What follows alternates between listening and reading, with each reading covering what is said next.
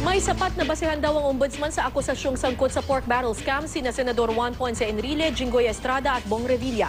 Kaya ibinasura nila ang apela ng mga senador kaugnay sa kasong plunder at patong-patong na graft. May news to go si Salima Refran.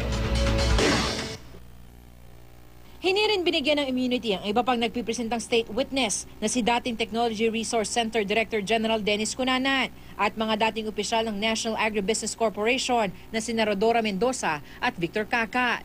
Hinihingan pa namin sila ng tugon kaugnay rito. Hindi tulad nila, binigyan naman ng immunity ng ombudsman ang mga dating tauhan ni Napoles na sina Ben Horluy, Marina Sula, Marlina Suñas, Mary Arlene Baltasar at Simonette Briones.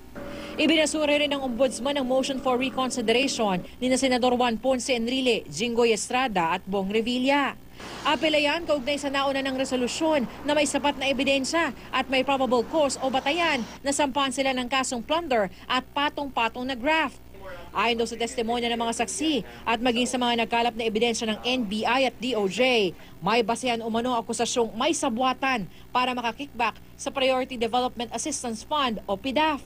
Dadalhin sa Sandigan Bayan ng impormasyon kaugnay sa kaso na kung maisampa na ay susundan ng pagpapaaresto sa mga akusado. Sa ngayon, under arrest sa Napoles para sa hiwalay na Sears illegal detention case. Sa mga pinapaayos namang selda na may ventilador sa PNP Custodial Center, dadalhin sina Enrile, Estrada at Revilla ayon sa PNP.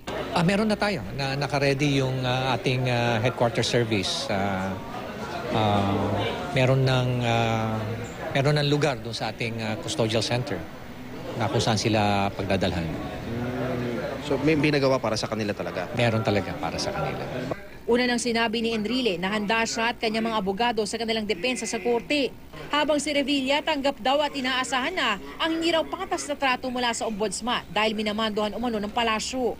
Dati na itong tinanggi ng Malacanang. Hindi na rin daw nagulat sa desisyon si Estrada. Mukha naman talagang inevitable na yan eh. Tuloy-tuloyan na. Matutuluyan na kami. Salima Refran, GMA News.